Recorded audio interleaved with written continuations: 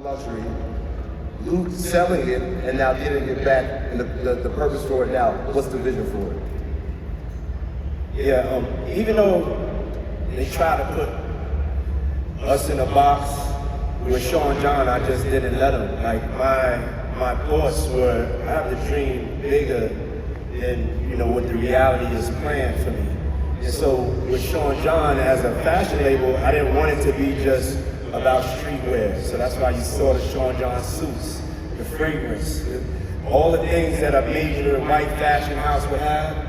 I went and I broke down those doors to make sure that it happened. But most importantly, it was just the striking lack of black talent in the world of fashion when I got into the world of fashion, and I wanted to change that. And so the only way I could do that is I had to think past being urban, past being streetwear, and I was able to go into so many different categories, from kids to luggage to fragrances, footwear, and so I sold the company, and it wasn't the same without me, and so I got an opportunity to get it back. So right now, we are in development for the return of Sean John. It's something I'm very, very proud of.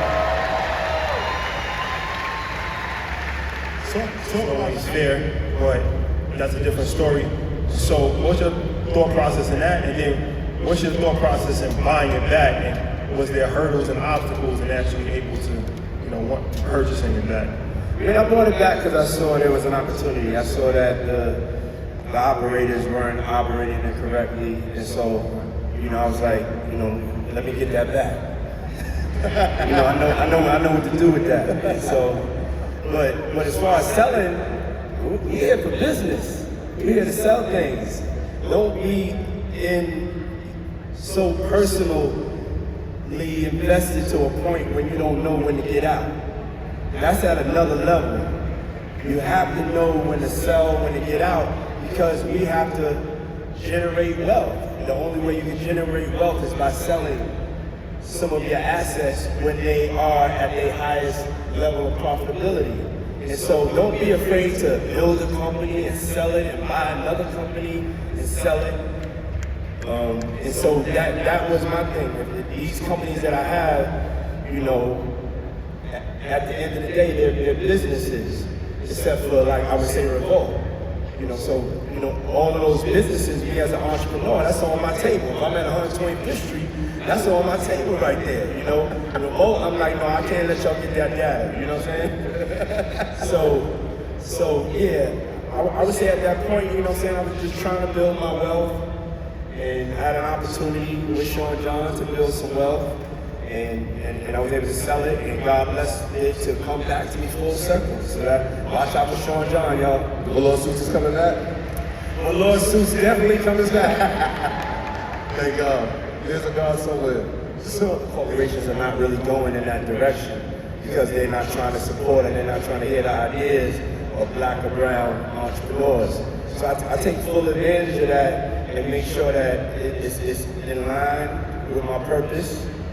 And as long as it's in line with my purpose, I'm always looking for a genius, always looking for somebody to invest in from my community. And that has been, something that I've done all my life. So I want to talk about business structure. You did something early, I believe in the 90s, that most hip-hop labels, low hip-hop label, I don't think is doing. The traditional business model for hip-hop artists and labels is you have a CPA, you have a business manager, right? And the business manager gets a percentage, and you end up paying a variety of different people.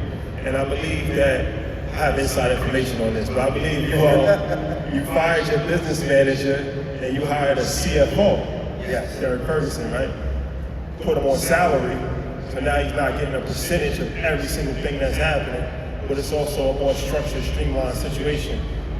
That's extremely impressive business acumen to have, especially somebody that's never went to business school, graduate. What made you want to operate in that corporate model as opposed to the artist model? When I was an artist, I was losing so much money. And I was like, I need somebody to sit here every day and watch this money. Like, just literally watch it. watch it grow, watch it play. If we catch a loss, run to my office and tell me. And so that's one of the first people y'all need to hire is a CFO. You know, when you finally get it and building up your organization, because you want that to be in-house. You want to be able to watch your money. You want to be able to touch it. You want to be able to understand what's going on. And so I had to just learn that from corporate America and really brought it in and it really leveled everything up for me as far as the way I was dealing with finances. Yeah, one of the things that we see all the time, you see these throwback videos of that puff energy, and it's infectious, right? And so, and shout out to Louise back there. We always get on about the phone incident. But talk about the messaging behind that, right? Are you doing, obviously it's a passion for you, but is it because you want to inspire the people around you to have the same energy? Or is it something that's just as natural to you? It's like, you know what, I'm a hustler. If you're not a hustler, get it from around me. I feel like I'm playing for a team, you know, and the team I'm playing for is us. And so when I'm going in with that intensity, everything that I do that I'm breaking down, I'm like, yeah, somebody else can come behind me after I was able to break this down. I just see this hole in the wall. I'm like, come on in, y'all. And so, y'all remember that video when I was like, I'm a savage. I'm a savage. I'm a savage. Whatever I want, I get. Whatever I want, I get. Yeah, and that was the change in the tone. And so when I'm talking to y'all today, I can feel it. Love is in the air tonight. Hold on. Yeah, so that energy is the energy that you need to have. You know, I'm not gonna lie to you, I had to switch up my tone. Because when you are working with corporate America, you try to, you know, just make sure everything is smooth, nothing's rattled, everybody keeps their jobs. And I had to change the tone. I realized that nobody was going to give me what I wanted. So even being on that phone, I was taking what was mine. So it's that energy that you have to go beyond just dreaming about it, beyond talking about it, writing it in your journal. You have to get your ass up and go take that. Take what's yours. Now, I'm not talking about steal from anybody. Don't steal from nobody. Not that way. But it's your dreams. You gotta manifest it, and you gotta take it with that intense energy. So, as far as challenges, to the struggles, to the financial difficulties, different things of that nature that happen at that level, somebody said something that was very interesting to us one time. We were just talking about a person that's extremely successful and his former friend, and they like, well, you never think about the winner's perspective. Everybody always sympathizes with the loser, but what about the winner? What about things that he has to go through, the trauma that he has?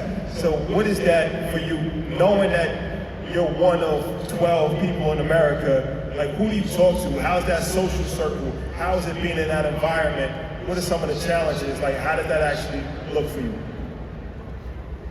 I mean, it's definitely lonely. It's not a lot of people to talk to. I mean, I talk to Jay or some other friends, but it's, I mean, when I look at it, I just know the truth that it's not enough wealth being spread around, you know, and so I'm at this point, and that's what energizes me. I don't really look at it, you know, as far as like, okay, I'm a billionaire. I'm more like, my people are not doing good. Yes, I'm blessed to be a billionaire, but at the same time, you know, if my people aren't doing good, then I can't be settled. Because we talked to Nas, and he was saying like, he's been doing a lot of venture capital investing, and he's been killing it. And I'm paraphrasing, but he was like, the higher up he moves, the more discouraged he gets. Yeah.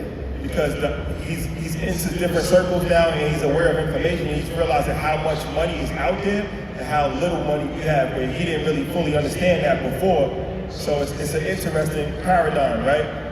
The higher up you move, the more discouraged you get, because you're seeing it from a different perspective. Like, you're seeing it from the mountain as opposed to seeing it from the street. Yeah. So just sitting here, this is 30 years of experience of seeing things at a level that, you know, most people haven't seen it at. And so it's important that I tell people the truth. That's why I say, like, the time is now. No one is coming to save us, because I'm at that now, and I'm seeing the oppression that's still at that level. And because they put us in the media like we're doing so good, y'all don't feel that level of the stoppage of creating wealth. So when it gets up to that point, and we talk about generational wealth, we're fighting just to get like normal wealth, but we're so caught up in like, okay, a billionaire or this or that we're not understanding that once you get to that level, there's even more obstacles that are ahead of you. To kind of say my experience in that is, I want to tell you about this story about me running the marathon. So I decided to run the marathon, and I decided like 6 weeks before the marathon. Yeah, I was crazy. You usually gotta train 8 months. I only ran like 10 days before. You know, I was partying the days before. And on the 10th mile, I hit a wall, and I felt like I was literally gonna die. And I wanted to stop. I hit that level. I hit that ceiling in business. But I had to keep going.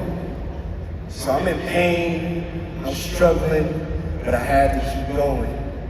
And that's kind of a metaphor, you know, for my life and for everybody who is in here that's on the road of being an entrepreneur.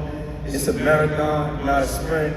You're gonna hit these obstacles, and there's different levels, there's different miles, there's different levels of intensity.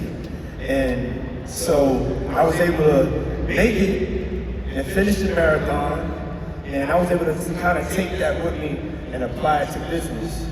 And so, you know, at this point, you know, in the position that I'm in, I had to really look at like, what does, you know, the next half of my life look like? And I had to really look at what I wanted to do and make sure that I finished this marathon the right way. Because me just completing the race, that ain't what I want to do. I want to win the race. I want to win the race. I want us to win the race. And you get to the point of being successful, and as a black person, there's this thing that kicks in. There's this jealousy that kicks in. There's this fear that kicks in. Then they start to burn things down. Then they start to take the money out the Freedom Bank. Then they go back on the 40 acres and a mule. Then we don't deserve our worth. So even Hov, Jay, none of us are immune to it. He had to sue McCarty to get his worth. Like they make us at the next level. You think that you've overcome everything. Oh, I finally made it. And then there's a whole other army up there that is there to try to push you down the hill. And that's why from being at the mountaintop, I can come back down and tell y'all the only way out of this is if we can unify and combine our forces. Because what's waiting for you up there, you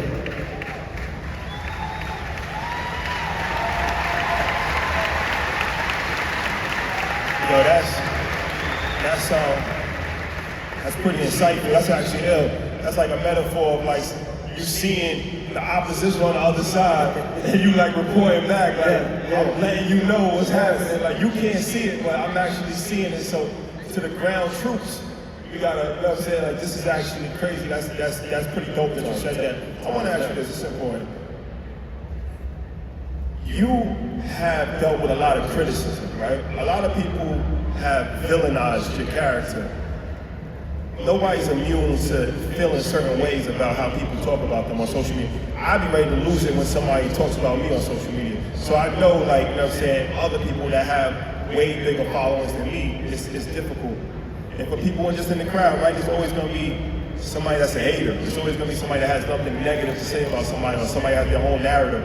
How are you able to deal with that and still, you know, be able to just keep tunnel vision?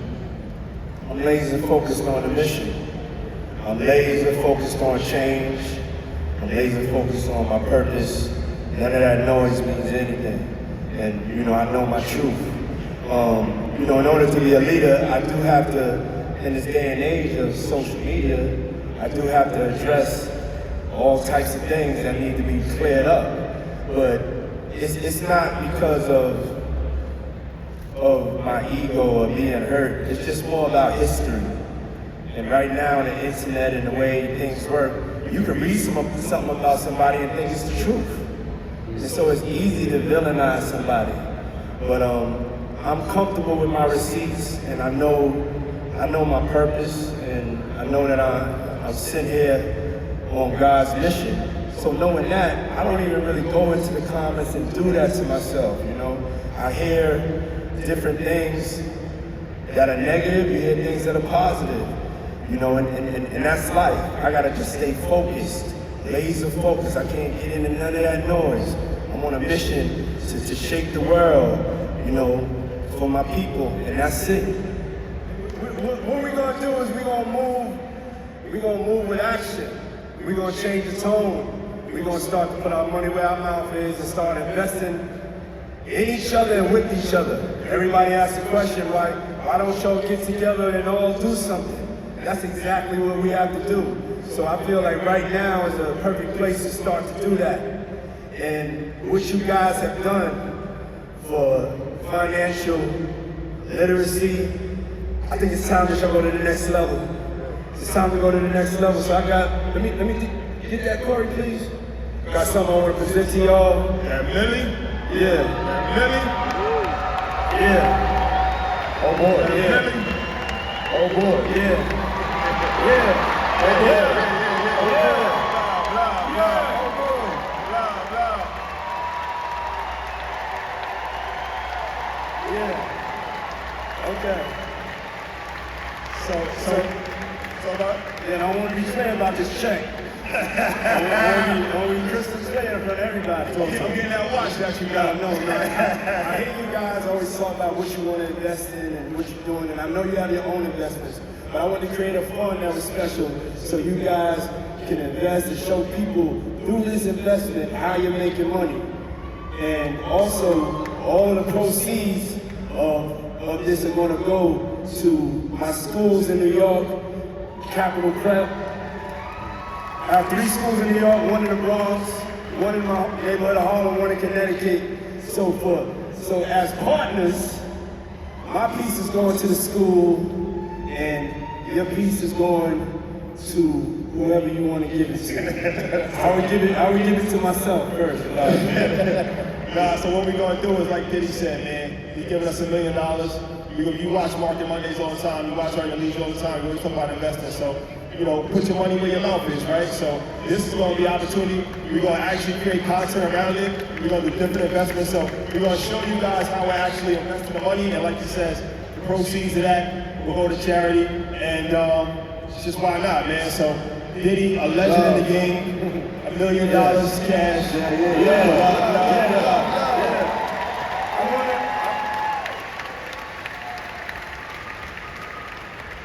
I ain't gonna lie, that's kind of ill right here. Yeah, man. Nah, I just want to be clear on the importance of us really unifying, of us not being afraid to invest in each other, of us starting to trust each other. We gotta start trusting each other. We gotta start loving each other. We gotta start supporting each other. And you guys deserve this. I'm not doing this out of charity. This is a great business move. Okay, so congratulations. Thank y'all very much. I appreciate it. Let's make some noise for Diddy, the new trend.